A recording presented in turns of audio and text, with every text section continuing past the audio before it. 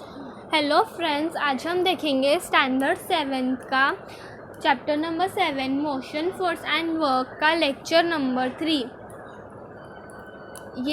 इस लेक्चर में हम लोग ये वाला टॉपिक देखेंगे, फोर्स, डिस्प्लेसमेंट एंड वर्क। इसके बाद हमारा चैप्टर कंप्लीट हो जाएगा।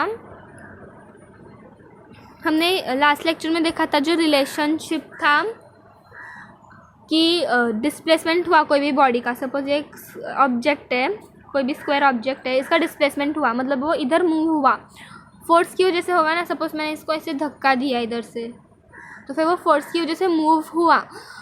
तो अगर वो मूव हुआ तो हम लोग बोलते हैं वर्क इज डन। तो हम लोग ये देखते हैं force, displacement and work. In the figure alongside a string attached to a wooden block on a table is passed over a pulley and tied to a weight. मतलब इस figure में 7.4, ये आपके टेक्स्ट बुक में page number 49 पे दिया है। इस फिगर में एक स्ट्रिंग अटैच की है वुडन ब्लॉक पे। मतलब ये जो स्ट्रिंग है ना, ये वाली, इसको अटैच किया है इस वुडन ब्लॉक से, और फिर इसको एक पुली से पास किया। मतलब एक पुली है और उसके थ्रू ये स्ट्रिंग को पास किया है, और इस साइड पे वेट लटका दिया है एक। ये एक ही स्ट्रिंग से वुडन ब्लॉक को जोड़ा है, फिर इसको पुली के थ्रू पास किया और वेट इस पर लगा दिया है, लटका दिया है। On applying a sufficient weight the block will seen to be move. मतलब इधर सफिशिएंट मतलब जितना उसको मूव करने के लिए जो भी अमाउंट में जो वेट चाहिए वो इधर लटकाने के बाद हमको दिखेगा कि वुडन ब्लॉक मूव होगा। क्योंकि ये जो वेट है, अगर वेट ज़्यादा कर दिया मैंने तो फिर नीचे नीचे जाएगा, तो फिर ये नीचे जाएगा, तो फिर ये स्ट्रिंग इससे वुडन ब्लॉक से और इससे पुली और वेट से जुड़ी हुई है ना। तो अगर वेट नीचे जाएगा तो फिर ये स्ट्रिंग भी नीचे आएगी, तो वुडन ब्लॉक मूव होगा। Which force is being applied here. यहाँ पे कौन सा फोर्स अप्लाई हो रहा है। How can this force be increased. कैसे इस फोर्स को हम लोग इंक्रीज कर सकते हैं। यहाँ पे इस वेट का ये फोर्स अप्लाई हो रहा है, ये है फोर्स इधर। अगर ये बढ़ा देंगे हम लोग तो फिर ये इंक्रीज हो जाएगा force. When can we say that work is done by the applied force। तो ये जो अप्लाई किया है ये फोर्स हमने, तो हम लोग कभी बोल सकते हैं कि इस फोर्स से वर्क हो गया है। जब भी ये वुडन ब्लॉक डिस्प्लेस करेगा, मतलब वो इधर आ जाएगा या थोड़ा सा इधर आ जाएगा, तो फिर हम लोग बोलेंगे work is done. If the block moves forward we can say that it has been displaced. मतलब अगर ब्लॉक आगे ऐसे आगे जाएगा, ये ब्लॉक है वो आगे जाएगा, इधर आ जाएगा, तो फिर वो डिस्प्लेस हुआ। डिस्प्लेसमेंट की वजह से हम लोग बोल सकते हैं कि ये जो फोर्स था इसने वर्क किया है कुछ, इस फोर्स की वजह से वुडन ब्लॉक डिस्प्लेस हुआ। Can we measure this work. क्या हम लोग इस वर्क, कितना वर्क हुआ वो मेजर कर सकते हैं। यस, हम लोग कर सकते हैं। We know that work done depends on the force and displacement। हमको पता है कि जो वर्क होता है वो फोर्स पे डिपेंडेंट होता है और डिस्प्लेसमेंट पे डिपेंडेंट होता है। मतलब कि कितना फोर्स, अगर ज़्यादा फोर्स लगाए तो फिर ज़्यादा डिस्प्लेसमेंट होगा, तो फिर ज़्यादा वर्क भी होगा। वैसे डिपेंडेंट होते हैं तीनों। The following formula expresses the relationship. इधर एक फार्मूला दिया है, ये रिलेशनशिप बताता है हमको। वर्क को W से डिनोट करते हैं। Work done by the force is equals to force को S से अप्लाइड टू द बॉडी। मतलब वो बॉडी हम लोग कैसे कैलकुलेट कर सकते हैं वर्क, कितना फोर्स ने वर्क किया।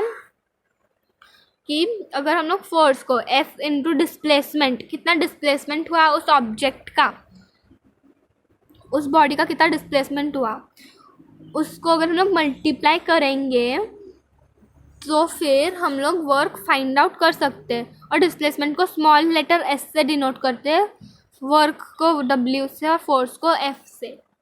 तो फिर ये फॉर्मूला मिला हमको, W is equals to F into S, work is equals to force into displacement. In the SI system, SI मतलब कि सिस्टम इंटरनेशनल।